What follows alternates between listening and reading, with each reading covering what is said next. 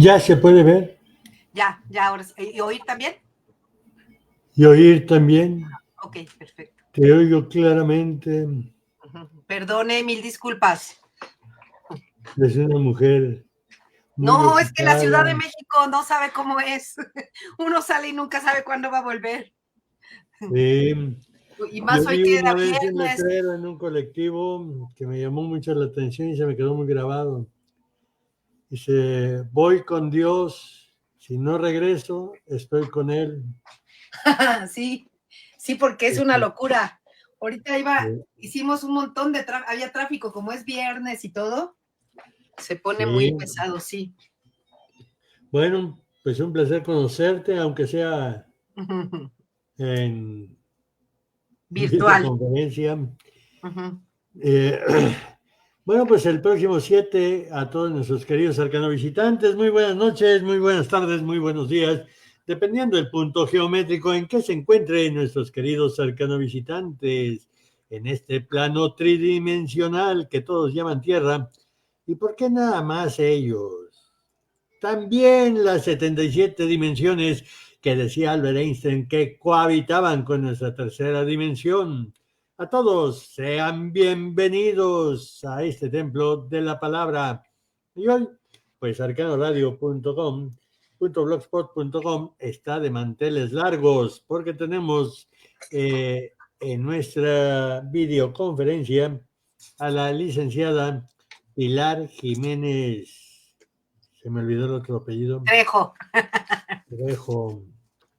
Ah, tenía un compañero que era novelista, que se apellidaba Trejo. Coincidimos en el Nacional, en la sección cultural, cuando estaba Manuel Blanco allá por el 72, Nacho 73. Trejo.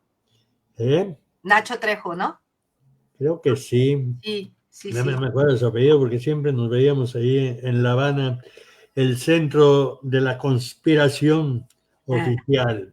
Bueno, pues en esta ocasión nuestra querida licenciada, pues la invitamos porque ella es recipiendaria del Colibrí de Oro 2025, uno de los 10 galardonados que se instituyó aproximadamente hace 3 o 4 años, por las razones que siempre se han expresado y se han explicado.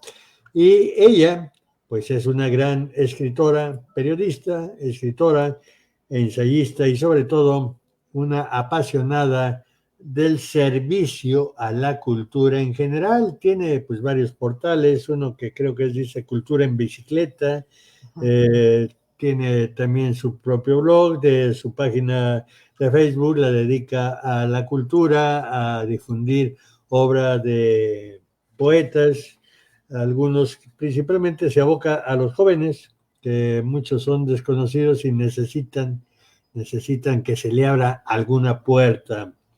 Y la propuesta que nos llegó a la comisión dictaminadora del Premio Colibrí de Oro llegó aproximadamente el 25-26 de octubre, es que ella pues anduvo conversando cerca de 10 años, si es que no más, con el poeta mayor Jaime Sabines Gutiérrez, que curiosamente parece que todo está escrito en los caminos del Señor porque se caen las piezas del rompecabezas. Nuestra querida Pilar, que hace prácticamente una biografía del poeta mayor Jaime Sabines Gutiérrez y que él nació el 26 de marzo de 1926 y falleció o pasó al astral, como usted guste, el 19 de marzo de 1989. Él nació en Tuxtla Gutiérrez y partió al astral por la Ciudad de México. Y pues el Colibrí de Oro lo recibe Pilar el 7 de febrero, un mes antes de que se conmemoren estas fechas claves para Jaime Sabines Gutiérrez. Y primero quisiéramos empezar por el principio, diría el clásico de Güemes. Vamos por el principio. Para que el mundo, yo sé que eres muy conocida en todo el ámbito cultural, sobre todo lo que es literatura y pictórica, pintura, pero hay muchos que creo que no están metidos en la inercia de la cultura, y como Arcado Radio es muy, muy amplio, me gustaría que empezáramos con que te presentaras tú y dijeras quién es Pilar, dónde nació, dónde estudió, cuáles son sus inquietudes, como mujer, como madre, como escritora, para que tengamos un panorama general, aquellos que no tienen el placer de conocerte.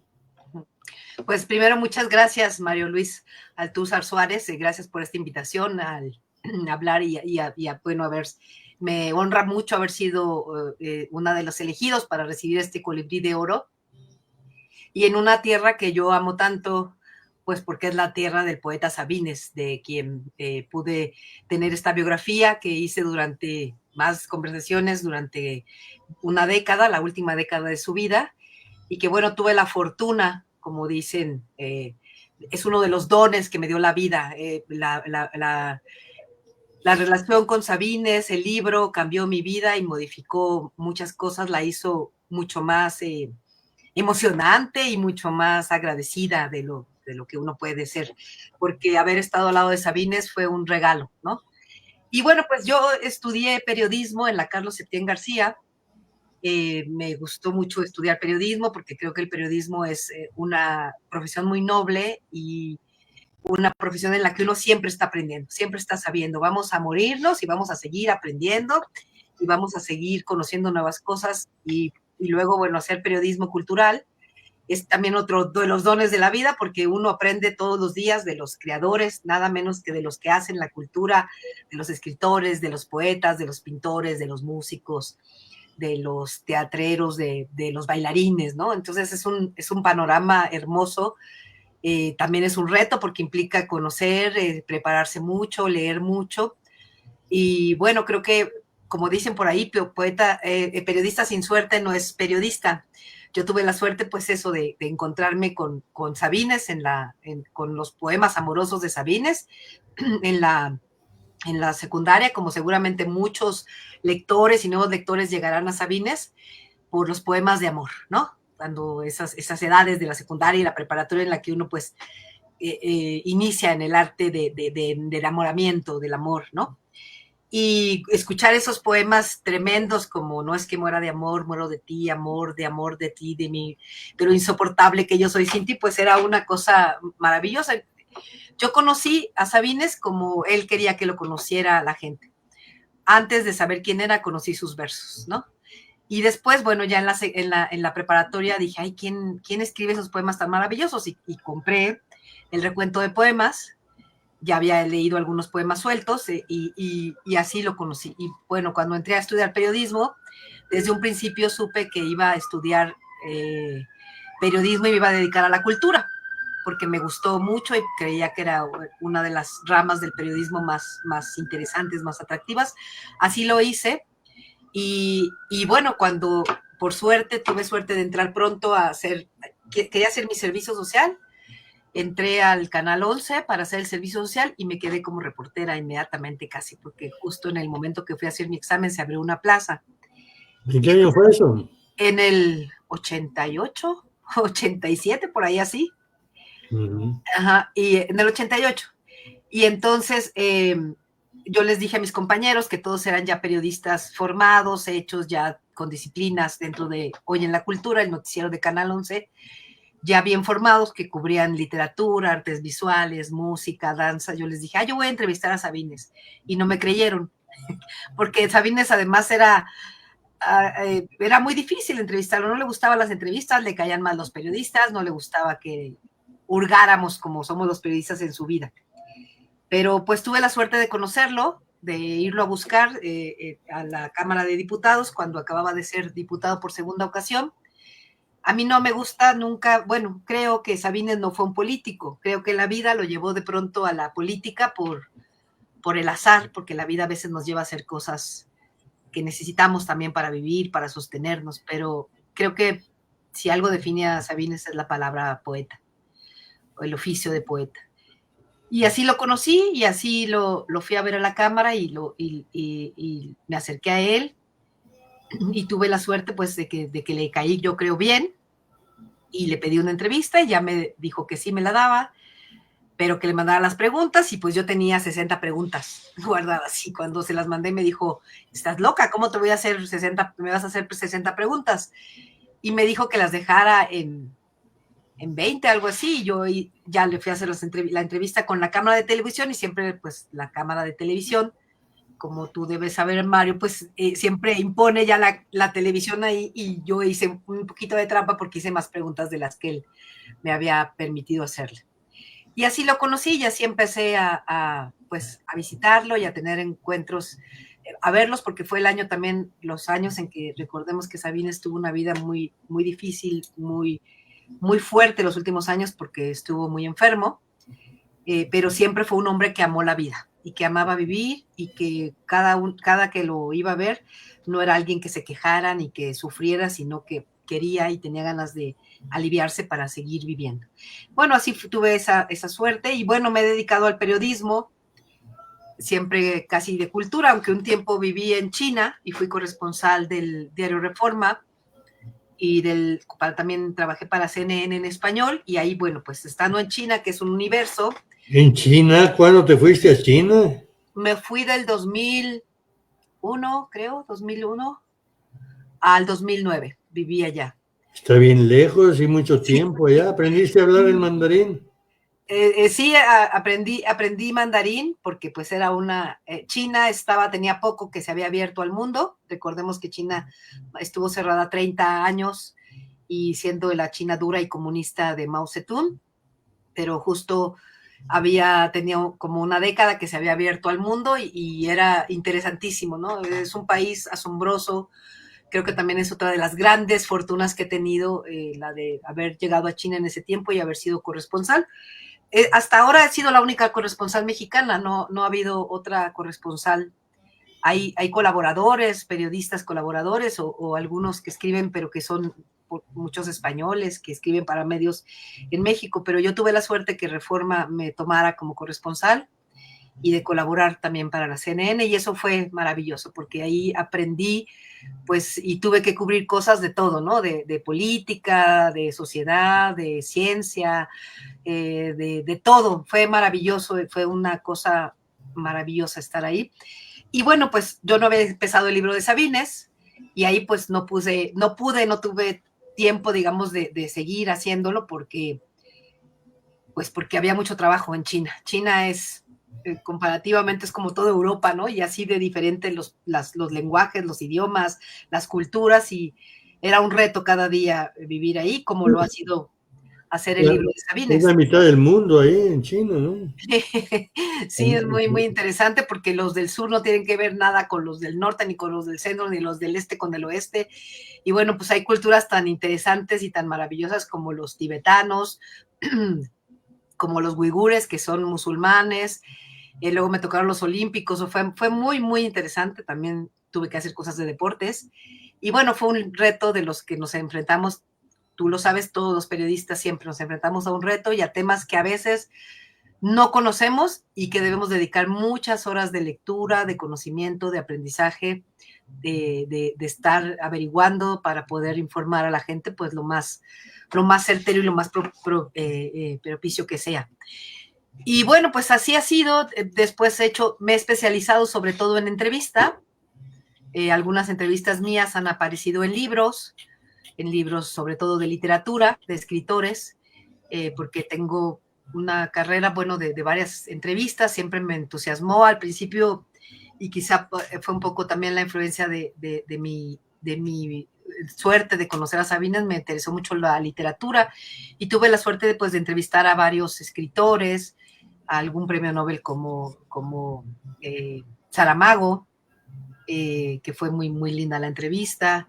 Y así, bueno, he viajado, afortunadamente, también gracias al periodismo, eso me ha gustado mucho, de hecho, por eso me gustó mucho estudiar periodismo, porque es un movimiento constante, ¿no? Y los periodistas creo que somos muy curiosos y siempre vamos de un lado a otro y nos interesa saber y bueno, con el tiempo se nos va quitando la pena, porque todos tuvimos pena como todos los chicos cuando uno es joven, pero pues con el tiempo se nos va quitando la pena y somos unos preguntones, no por otra cosa, sino por el deseo de conocer y de aprender y de indagar y de conocer la vida de las personas a las que nos acercamos o a las que, en el caso del periodismo cultural, pues somos un puente entre el creador y el público.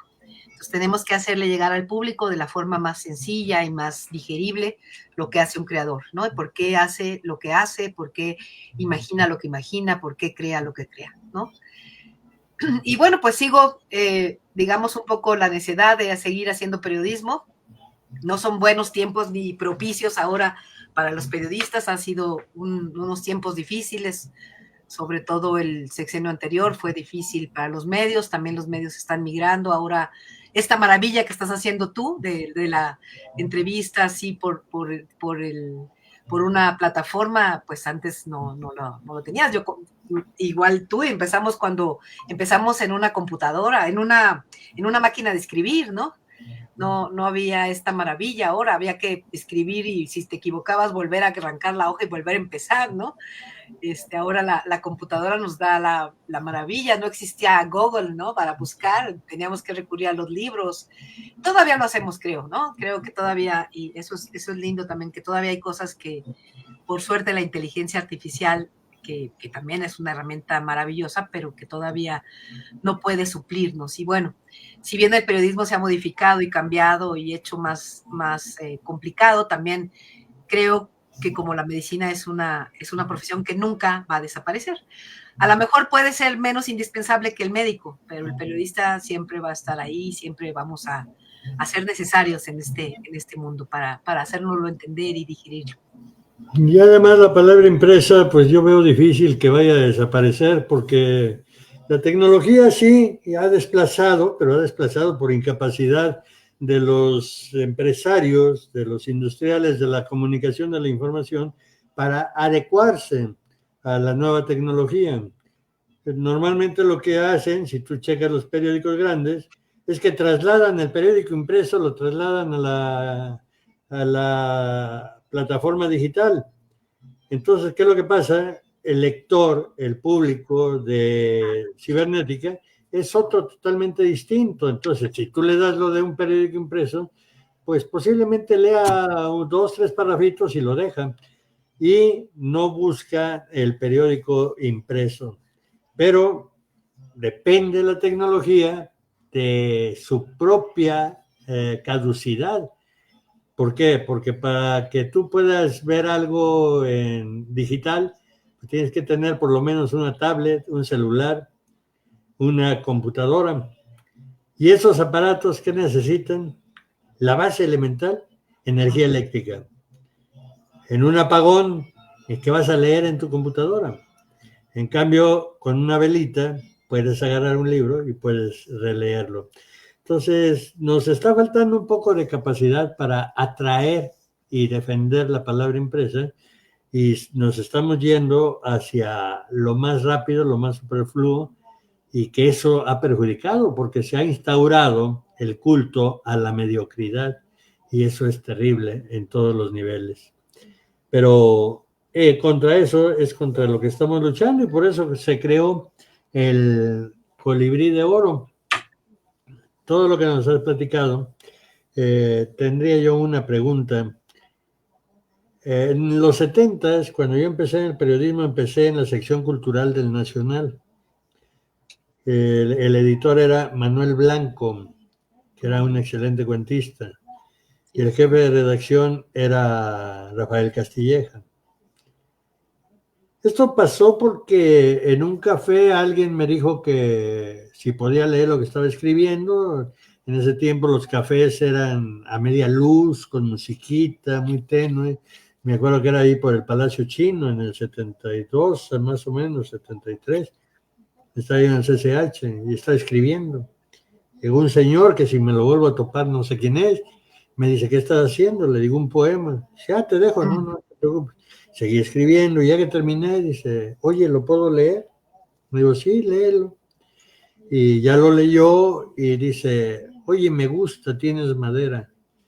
Dice, tu familia es política. No, no es política. Ah, pero tienen dinero. No, no tienen dinero. Dice, lástima. Digo, lástima, ¿por qué? Otro talento desperdiciado. En los 70, para aspirar a ingresar a los círculos culturales, literarios, pictóricos, de teatro, de todo, se necesitaba del apoyo político o económico en la familia. Después, leyendo a Carlos Fuentes, pues me entero de que toda la cultura está segregada por grupos caciquiles que están controlando ciertos sectores de la cultura. Por ejemplo, Octavio Paz controlaba lo que era la UNAM a nivel cultural, Marco Antonio Montes de Oca el Palacio de Bellas Artes, etc. Entonces, ese señor me dijo que se le ocurría que para que yo defendiera mi literatura, me acercara a un periódico. Por eso es que empecé a buscar acercarme y trabajar en un periódico. La idea no era ser periodista, la idea era defender mi literatura para que yo pudiera publicar. Y todos los periódicos se reían, los trabajadores o funcionarios se reían cuando yo pedía trabajo, el que sea.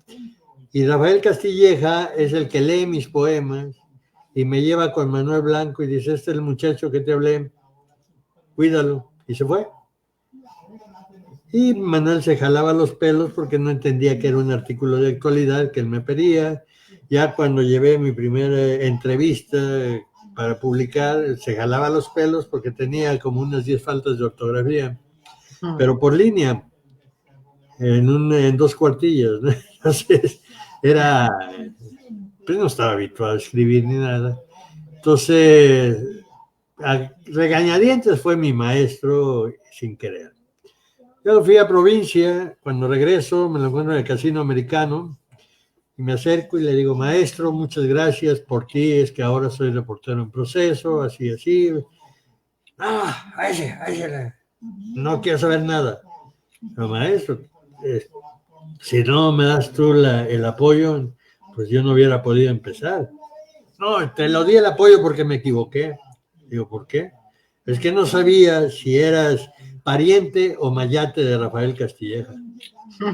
Por eso es que te acepté. Si no, no hubieras entrado.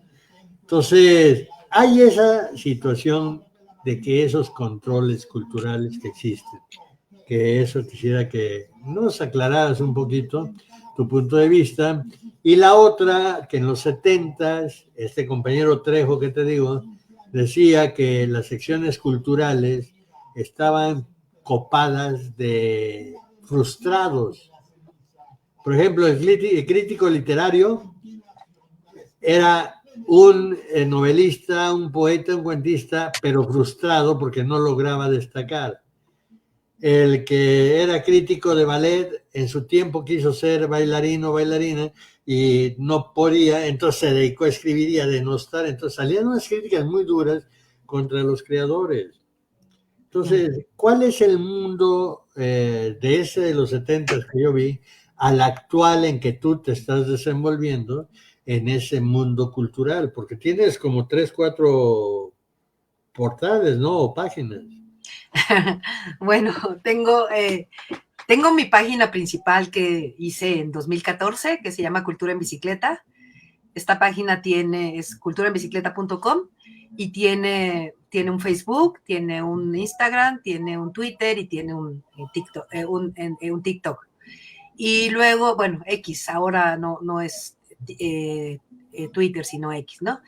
Y luego hago una página del libro de Sabines, que desde que saqué el libro decidí hacer una página donde subo a veces pequeños fragmentos o noticias, todo en torno a la obra de Sabines para que la gente lo conozca.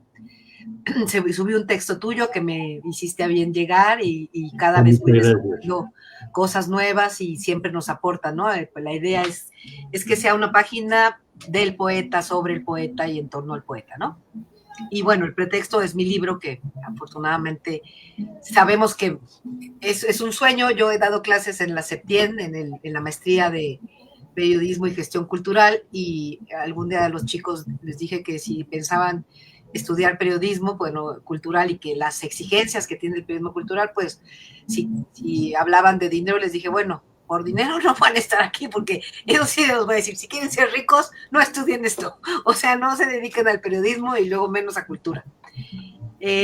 Bueno, pues ha sido un tiempo difícil, sobre todo en los últimos años, ¿no? Porque ha habido muchos cambios, pero a mí me tocó un tiempo muy, muy bello del periodismo cultural, porque me tocó finales de los 80s y sobre todo toda la década de los 90 y lo que ha venido desde los 90s a los 2000 y un tiempo en que el periodismo cultural creo que se volvió muy, muy importante. Recuerdo cuando en los 90s que todos los periódicos, ¿no? El internet apenas empezaba, ¿no? Las computadoras pues empezaban también.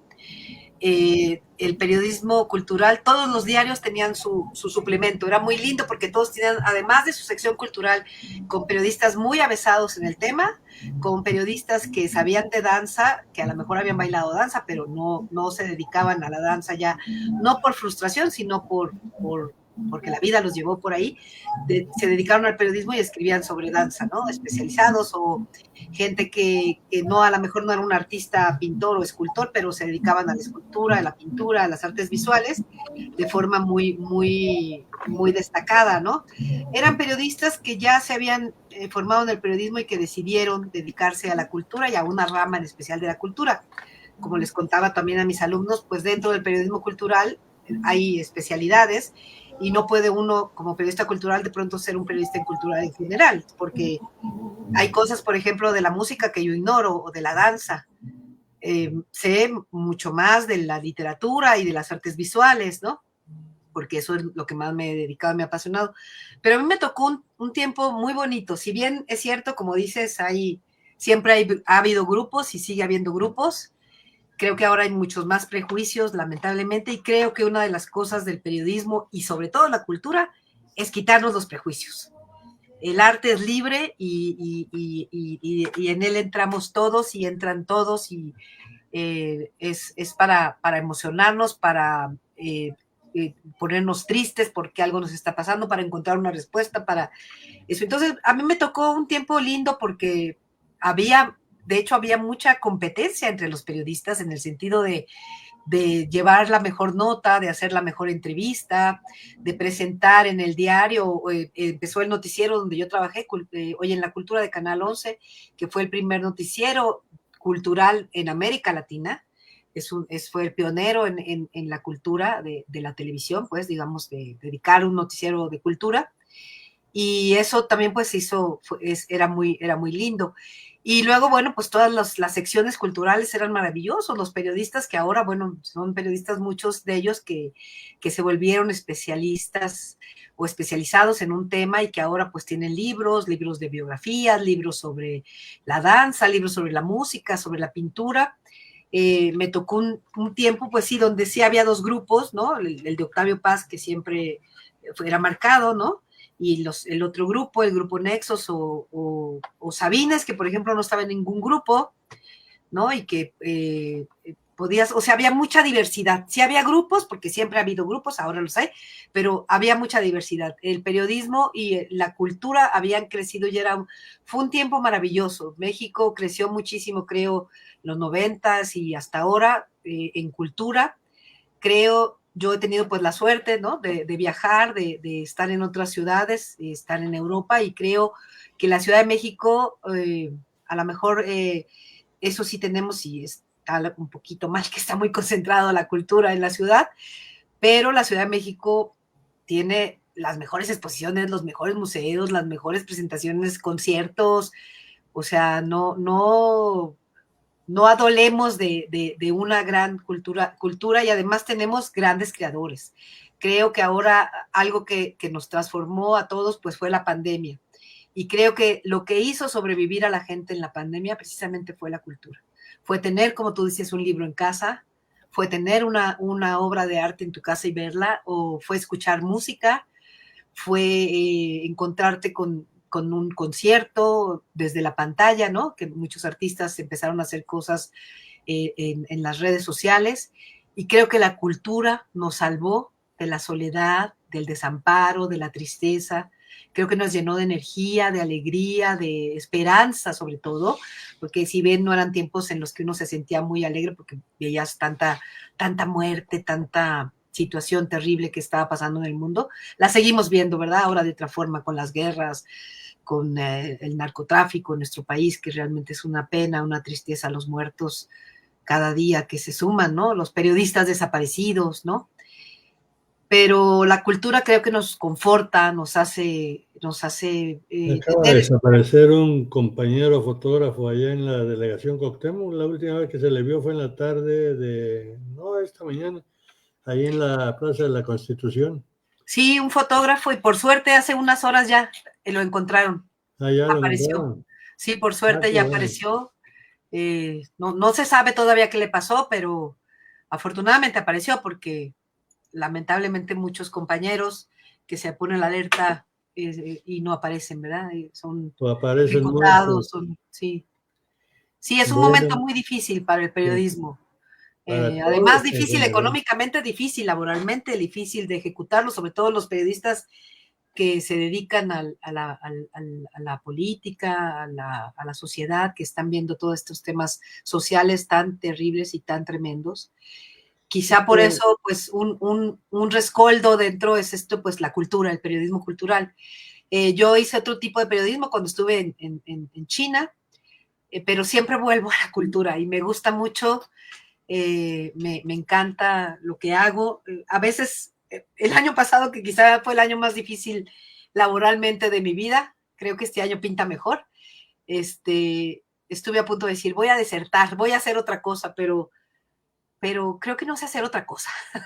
O no encuentro tanto gusto y tanta alegría en otra cosa como en la cultura, como en hacer una Claro. entrevista, como en aprender de un creador. Me gusta mucho. Y entonces sigo aquí. Y bueno, creo que ahora pues el periodismo cultural se ha movido mucho a plataformas. Hay muchas plataformas, así como Cultura en Bicicleta. Otros compañeros han abierto nuevas plataformas. A mí me invitaron a colaborar también en otra página y no tenían cultura y la abrieron porque empecé a colaborar con ellos. Muchos no nos pagan, pero bueno, pues lo hacemos, vivimos de otras formas, buscamos dentro del periodismo y lo que sabemos hacer otras formas de ganarnos la vida haciendo periodismo, ¿no? Pero sí, este es un momento difícil, pero va a pasar. Creo que va a pasar. Como los mensajes tan optimistas que mandas todos los días, cada mañana o cada noche, va a pasar y vemos el sol al otro día y vemos que vivimos somos privilegiados de poder tomar un libro, de poder escuchar una gran composición, de encontrarnos en un museo y ver lo que está sucediendo alrededor de una obra, de conocer a los creadores. Creo que ahí pues sí, son dones de la vida. Y bueno, un don, y ustedes que están allá en Chiapas, pues un gran fortuna es tener a ese poeta maravilloso que tienen en Chiapas, que además es un poeta del que pues he dedicado parte de mi vida, traducido a muchos idiomas, traducido al árabe, al francés en muchas versiones, al inglés en muchas versiones, al italiano, al japonés, al chino. Es un poeta maravilloso que siempre cuando uno lo vuelve a leer, y creo que eso pasa con los grandes creadores, vuelve a descubrir nuevas cosas que antes no había visto o que antes no había sentido, y eso nos pasa. Entonces, me ha dado muchísimo gusto, me siento muy honrada de que me hayan entregado haya sido seleccionada para este Colibrí de Oro, y espero pues que haya muchas festejos más y que el año que entra, en el 2026, que van a ser el centenario del nacimiento de Sabines, pues hagamos cosas maravillosas, que podamos trabajar en muchas cosas nuevas sobre Sabines, porque todavía tenemos, Mario, muchos poemas inéditos de Sabines que no conocemos, que el propio Sabines empezó a revisar en sus carpetas y que iba a publicar, pero bueno, la muerte siempre nos encuentra pues desprevenidos o cuando quiere, y bueno, él murió pensando que iba a publicar esos poemas que no se conocen, que escribió de pronto y que por estar haciendo un libro, quizá me imagino si estaba en algo sobre la muerte de Mayo Sabines o en Adán y Eva o en Tarumba, no los publicó y de pronto son grandes poemas. Yo he podido ver algunos en la casa de su familia, pues tengo muy buena relación con sus hijos, con Chepita, que bueno, falleció empezando la pandemia, pero con sus hijos Judith, y Julieta, Jazmín y Julio, que tenemos una linda, linda amistad y relación muy fraternal, como la que yo logré tener con el poeta, y creo que ellos ya ahora sí se han decidido a publicar los poemas de su papá inéditos. Así que nos espera una gran, gran sorpresa. Yo estoy muy emocionada con saber qué hay, porque esto nació porque a partir de que una visita que tuvo Sabines con Carlos Monsiváis, le iba a regalar un poema y Monsiváis al abrir las carpetas le dijo, oye, pues si tienes grandes poemas, ¿por qué no publicaste esto? Le dijo, bueno, ¿tú crees? Sí, sí, es maravilloso. Bueno, pues lo voy a hacer porque tú me dices y tú me vas a ayudar a revisarlos y le vamos a dar a José Emilio Pacheco para que haga el prólogo. Ninguno de los dos de los tres están ya, pero están los hijos del poeta que hay que estarlos animando para que nos publiquen ese libro y podamos conocer más sobre Jaime Sabines. Claro que sí. Dame una definición de Jaime Sabines desde tu punto de vista. ¿Cómo lo definirías dentro de la literatura mexicana y la literatura internacional? Bueno, yo creo que él es un poeta universal, ¿no? Porque él no habló muy poco de la naturaleza de Chiapas, por ejemplo, ¿no? Tiene ese poema de las montañas donde habla, es muy lindo, de cuando vivía en Yuria, pero tiene, bueno, a Daniel. ¿Qué le pasó ahora? No sé qué le pasó a la... Se desconectó.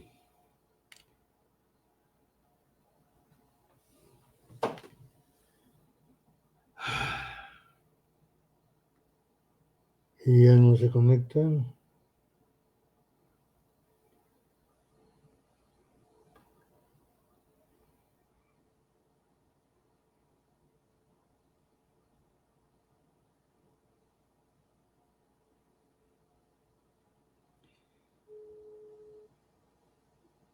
Sí, no sé qué pasó, se pasmó cuando empezaste a hablar de las montañas.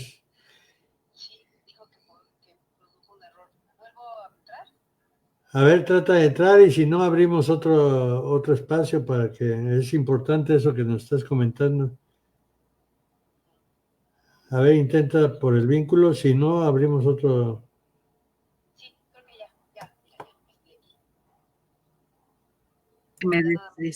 ya. Ya, Sí. vale. Ajá. Sí, hubo problema con la estabilidad del internet y eso que todavía Slim no vende Telmex para llegar a un internet cubano, del primer mundo cubano. Bueno, nos estabas hablando de las montañas de Sabines, que escribió poco sobre Chiapas, cuando vino la interrupción. Sí, estaba contándoles que, bueno, tiene este poema de las montañas, que es muy, muy lindo, donde dice, aquí Dios se detuvo, se detiene, se abstiene, de sí mismo se complace, ¿no? Es un poema muy, muy bello, pero son pocos poemas los que hizo Sabines sobre la naturaleza. Te comentaba que en Adán y Eva, ¿no? Vemos algo, pero en realidad es poco, porque Sabines fue sobre todo un poeta de la condición humana, ¿no? ¿Y qué es la condición humana? Bueno, los sentimientos del hombre, ¿no? La vanidad, la tristeza, la muerte, el dolor, el amor, ¿no? La alegría, la melancolía. Entonces, sobre todo, creo que fue un poeta como él deseó. Hay una frase en el libro donde dice, nací poeta, no puedo tener otra respuesta más que sí, ¿no? Creo que sí nació poeta, fue un hombre que nació poeta y que escribía la poesía, como decía, como que salía como borbotones, ¿no? Y pues sobre todo creo que fue un poeta que logró llegarnos a todos, ¿no? Que llegó multitudes en vida y que sigue teniendo, yo a veces voy a algunas escuelas o hablo sobre Sabines con jóvenes y cada vez se interesan siempre en él. no basta nada más entrar a las redes sociales para ver cuántas cantidades de páginas hay sobre Jaime Sabines, o chicos que suben poemas, o personas mayores que suben poemas de Sabines. Y bueno, si lo definiría, pues era un filósofo también, un poeta que hablaba del mundo, ¿no? Que nos narraba la condición humana, desde la alegría hasta el dolor, desde el amor hasta la muerte, y que sobre todo, pues, nos llevó a comprendernos y a mirarnos en él. Decía una vez su hijo Julio que Sabines tuvo una forma de hablarle directo, de tú a tú, al lector.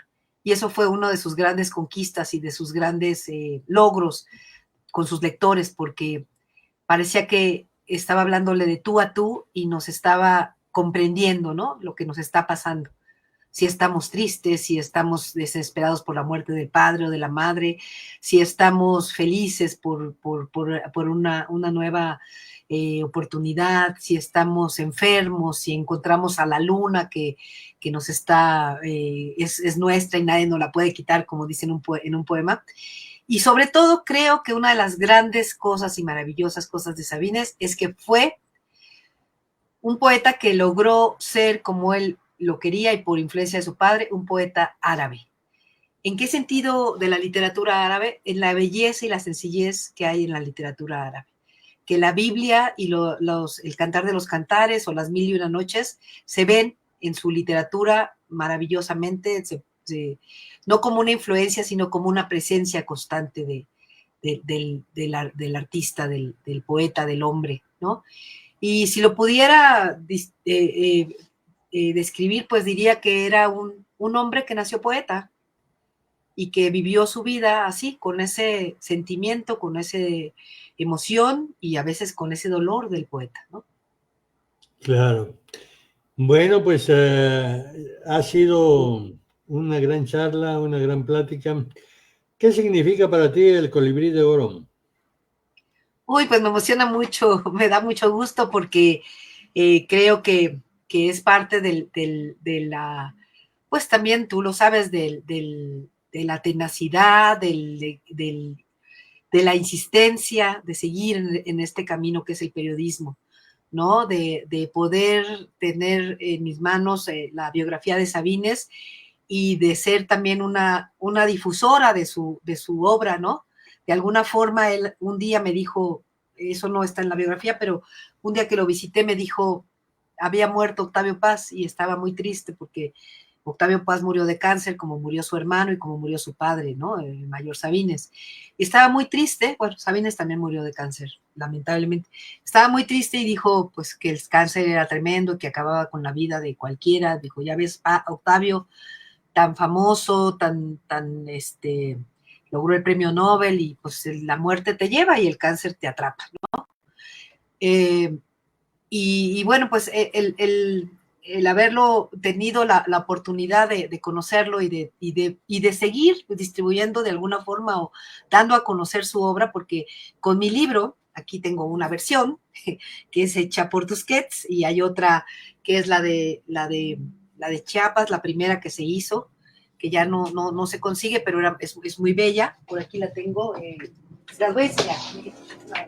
La voy a tomar. Ay, está aquí.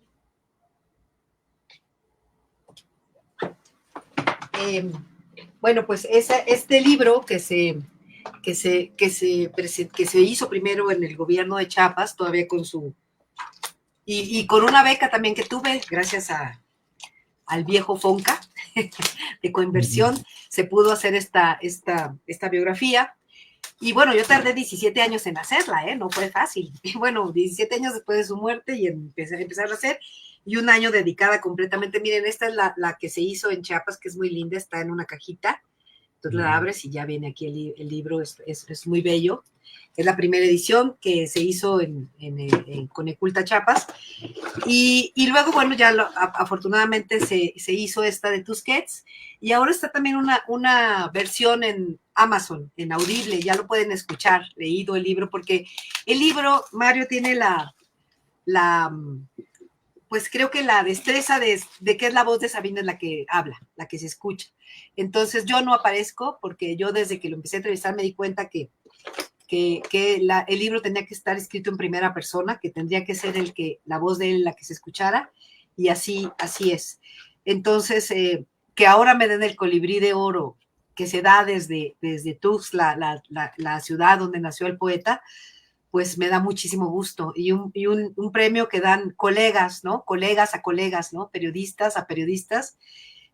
Tú y mi gran colega Arturo Zárate Vite, muy querido y que además somos vecinos aquí en la Ciudad de México, me da mucho gusto recibir este premio porque creo que, bueno, finalmente esa labor de difundir la obra de Sabines, pues es algo que me tocó a mí. Y les decía que, bueno, alguna vez me dijo, esa vez que murió Octavio Paz, me dijo, siento que no he hecho lo suficiente por mi obra, que no hice lo suficiente por promoverla, por hacerla. Y sí, porque era muy reservado Sabines, ¿no? No era así como Paz o como Fuentes que les gustaban, o como García Márquez, o como algunos otros que les gustaba, y que también es un trabajo que tiene que hacer el creador, difundir su obra. Sabines no lo hizo mucho, y a pesar de eso fue muy, muy conocido, y a pesar de eso es muy famoso, y a pesar de eso es traducido. Entonces, me ha tocado la suerte que algunos traductores de Sabines han leído mi libro y me dicen, fíjate que tuve que volver a hacer la traducción, o encontré cosas que en la traducción no entendí y que pude entenderlo gracias a lo que él cuenta en tu libro. Entonces, pues eso es una gran alegría, y creo que por eso recibo este premio, por esa labor que he hecho, y que me gusta mucho, y que quiero seguir haciendo, y que quiero agradecerle siempre esta condecoración y esta actitud que han tenido conmigo, porque finalmente para mí Tuxtla y Chiapas y todo el estado y los chiapanecos los siento gran cariño. Mucha gente de pronto me dice que sí soy chiapaneca porque, pues, como he trabajado tantos años en la obra de Sabines, digo, no, pero podría serlo, pueden adoptarme. Tú naciste en la Ciudad de México, ¿no? Sí, yo nací aquí en la Ciudad de México, sí. Eres de Soy, las pocas chilangas que son chilangas, porque casi todos son de fuera, de otro lado, ¿no? sí, no, yo nací aquí. Mis padres no. Mi papá era de Jalisco, mi mamá de Hidalgo, pero yo sí ya nací aquí, y todos mis hermanos. Y Eres sí, una chilanga muy chiapaneca. sí. Espero que sí. Pues muchas gracias, Pilar. ¿Quieres agregar algo antes de concluir? No, Mari, bueno, pues invitar al público que vayan el próximo 7 de febrero, porque estarán otros condecorados, con gente que tengo la fortuna voy a compartir el premio con gente muy, muy valiosa, con médicos, con ingenieros, con gente muy valiosa que también hacen una labor por Chiapas, y pues me dará mucho gusto conocerlos y conversar, y que hablemos pues del poeta y de todo lo que cada uno hace en su disciplina, y agradecerles mucho este premio. Me enorgullece mucho y lo agradezco de todo corazón. Hay un doctor que va a ser galardonado, a ver si lo encuentro ahorita, antes de que nos vayamos para dar los nombres. Mira, aquí yo los tengo, es Valdelamar Antonio Rojas López, médico, ¿no? Valderamar, él es un ginecólogo Uh-huh. que empezó la ginecología con los hombres. No, lo que pasa es que cuando él estudió en Harvard como ginecólogo y regresa a Chiapas a practicar, descubre que los hombres están descuidados y que no hay especialistas, y él tiene que hacerse cargo también de empezar a tratar a los hombres y Uh-huh. estudiar urología, ¿no? Ay, qué maravilla. Pero él es el amigo de siempre, el médico de siempre y el amigo, no, el médico de hoy y el amigo de siempre, Uh-huh. porque se dio cuenta que muchas de las enfermedades también tienen que ver con lo económico, político y social. Entonces se metió al PAN y pues, se postuló como candidato del PAN a la alcaldía de Tuxtla Gutiérrez, Uh-huh. pero en el tiempo en que todo eso era satanizado por el control del PRI, era en 1973 más o menos, Ajá. y ganó, fue el primer presidente de oposición que le abre la puerta en Chiapas, y el gobernador era Manuel Velasco Suárez. Él es uno de los galardonados, tiene, pues apenas está chavalito, tiene 91 años. Es un niño. Sí. También está Ivette Estrada, no sé si la conoces, que es una gran poeta, reconocida internacionalmente y quedó en un cargo en el Club de Primera Plana en las elecciones de septiembre. Pero no fue por eso que se le postuló como poeta, ¿no? Como poeta, sí. Sí, viene también Roberto López Moreno, que nosotros lo postulamos como poeta mayor el 21 de marzo del 2024, el Día Mundial de la Poesía que organizamos en el Club de Periodistas de México, en el Auditorio Francisco Zarco. Él lo conozco muy bien, me ha tocado entrevistarlo y le conozco bien. También ejerció el periodismo, ¿no? Sí, el periodismo cultural, él estuvo mucho tiempo en el periódico La Prensa, pero se ha movido más dentro del Politécnico, porque casi todas las obras que yo he visto de él han sido publicadas en el Poli.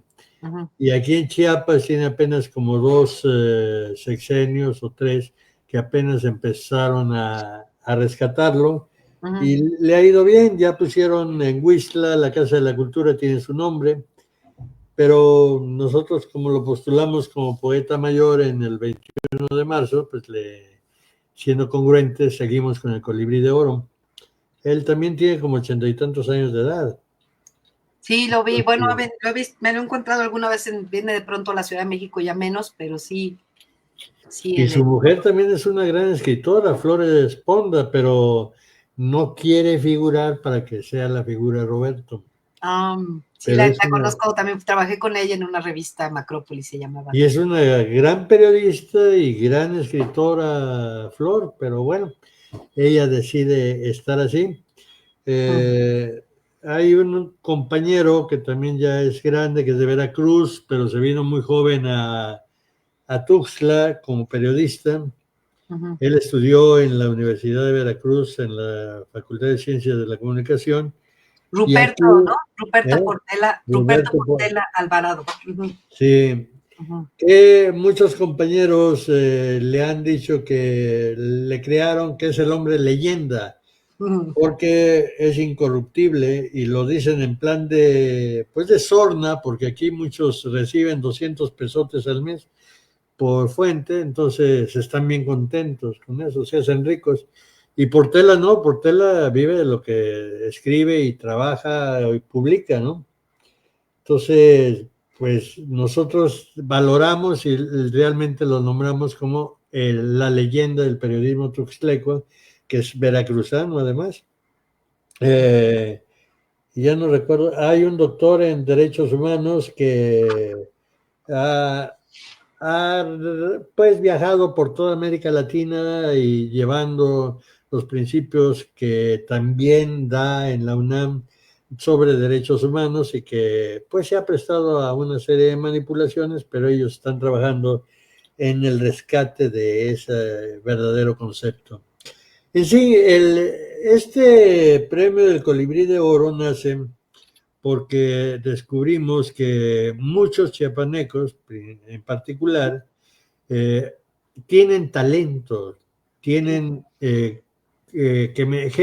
capacidad o tienen obra que puede ser valorada en medicina, en música, en pintura, en ensayo, en periodismo, pero que esos grupos que se apoderan de la cultura y de las ciertas áreas, porque no nada más es la cultura, sino también en medicina, se apoderan de eso y se dan sus propios premios y marginan al talento. Es lo que a mí me molesta porque se atenta contra el desarrollo cultural de un pueblo.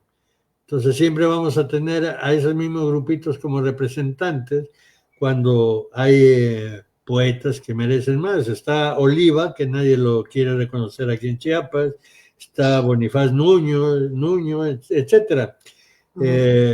Entonces yo lo vi eso con un abogado que le hicieron un foro de derechos humanos para homenajearlo pero era un foro tan chiquito que eran instituciones académicas, facultades de derecho, institutos de investigaciones de derechos humanos, nada más de 10 países, que organizan un foro y le dan el nombre de este abogado.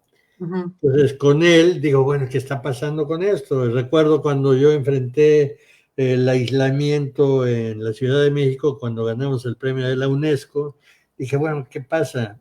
Y de ahí vienen las ideas para crear este colibrí de oro a personas que tienen capacidad, que tienen su talento, que tienen obra, pero que pues esos grupos en cierta medida los han marginado, ¿no? Han creado un apartheid. Entonces, esta es la tercera edición y también se determinó que no fueran arriba de 10 para que pueda tener su propio valor, porque si tenemos ya 100 premios como mi casa en México, pues como que se devalora, ¿no? Y yo soy el Premio Nacional de Periodismo del Club de Periodistas. ¿En qué número estás? ¿En el 500 o en el 600? ¿No? Entonces, no, entonces que no pasen de 10 y el 10, 9, 10 es una cantidad que nos permite un abanico para cubrir las diferentes disciplinas. Entonces, para que no nada más sea periodístico, no nada más sea literario, sino que abarque también las otras disciplinas, ¿no? En este caso, el doctor y político, que es Valdemar, que le merece el reconocimiento y que no todo el mundo lo recuerda. Entonces, yo creo que es de buena estirpe reconocer a quienes han dado algo por México, ¿no? Y apoyarlos para que se sigan esforzando para seguir sirviendo y que vean que su trabajo no pasa desapercibido, ¿no? Entonces, Claro. tu trabajo no pasa desapercibido porque se publica, pero siempre, y yo lo he topado eso, de que, ¿y por qué a ella le están publicando y a mí no? Un caso concreto fue con Javier Ibarrola, ¿no? Cuando ganamos el premio de la UNESCO. Con Javier Ibarrola trabajamos juntos en Impacto y arriesgamos la vida para defender Impacto de don Mario Soja ya en el 85, 86. Ajá.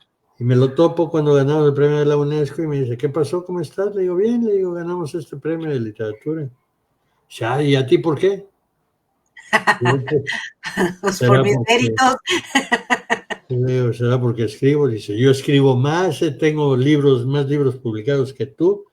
¿Y por qué a mí no me lo han dado? Le digo, sí, ya me hizo enojar. Y le dije, Javier, le digo, es que tú has escrito mucho. La diferencia es que yo escribo bien. Ya me salí. Entonces, a ese nivel se llega en todas las áreas. Carlos Fuentes lo dijo en Perspectivas desde París, ¿no? Entonces, la idea es que nos reconozcamos entre los iguales para decir, vas bien, adelante. Que no romper con esa inercia de las envidias, de que porque a él sí y a mí no, romper con eso y reconocer a los compañeros, compañeras de Chiapas, de México, extranjeros, que defiendan, preserven y difundan nuestra identidad cultural. En tu caso, pues nuestra identidad cultural es claramente visible con Jaime Sabines, ¿no? ¿Y por qué libro ganaste este premio? ¿Por cuál de tus libros? Porque tienes muchos libros. No, fue un cuento. Mm. Fue un cuento porque la UNESCO y los editores franceses convocaron al Premio Internacional Encuentro de Dos Mundos 1492-1992. Creo que era todo el título así grandote del día. Entonces yo mandé mi cuento, lo mandé directamente a París porque decía que se podía mandar a la Embajada de la UNESCO en México. Yo cubrí muchos años para Universal, Proceso, el sector diplomático. Conozco la embajada de la UNESCO, es el embajador, su secretaria, su chofer, el que barre y la biblioteca. Y que van a perder ahí mi cuento. Yo no me percaté que iba a haber no sé qué rollo a nivel nacional. Yo lo mandé directo a París. Y después me enteré que UNESCO le pide a Relaciones Exteriores que vea cómo se puede coordinar. Relaciones Exteriores se lo pasa a Cultura, Cultura se lo pasa a la SEP se lo pasa al área de Cultura y Cultura se lo pasa a lo que ahora es la Secretaría de Cultura, que en aquel tiempo era el CONACULTA. Ellos dicen que convocaron a un concurso, que yo nunca vi la convocatoria, para elegir a las obras que se iban a mandar al concurso de UNESCO en París. Ujú. Y mandaron 60 trabajos. Mm. Yo me enteré por este Cufón que fue jurado y vino una vez a México como jurado de la FIL y lo recibí para atenderlo y por la gratitud que él me dio allá, la atención que me dio en París cuando fui a recibir el premio, me llevó a cenar y toda una serie de cosas. Entonces, pero yo no supe de ese premio. Este Cufón me dice que ya habían seleccionado 6 premios, una novela, periodismo, no sé qué tanto rollo, del mundo, porque fue convocado a nivel mundial. Pero estaban muy tristes porque leyeron las 60 obras de los mexicanos y ninguna les gustó. Y entre ellos entre el jurado estaba el que ahora está en el Fondo de Cultura Económica, Benito Taibo. Paco Taibo. Sí, él era uno de los jurados pues, de ese premio que convocaron los editores y la UNESCO. Ajá. Entonces, estaban tristes por lo que significaba que México se quedara sin reconocimiento, sin premio, porque fue México la entrada para todo el cambio que vino, ¿no? Uh-huh. Y una secretaria que estaba sirviendo café dice, ¿qué no? México no quedó nadie. Dice, no, pues no, para nosotros no tiene valor esto. Dice, yo tengo un sobre allá afuera que llegó de México, a lo mejor es de un mexicano. ¿Y por qué no nos dijo? Pues ustedes no me preguntaron. Entonces salió y llevó el sobre cerrado todavía, entonces lo abren, lo empiezan a leer, uno de ellos lo leyó a todo el jurado y dijeron, ese es. Y así fue como quedó. Ya iba a quedar fuera porque estaba en el escritorio de la recepcionista.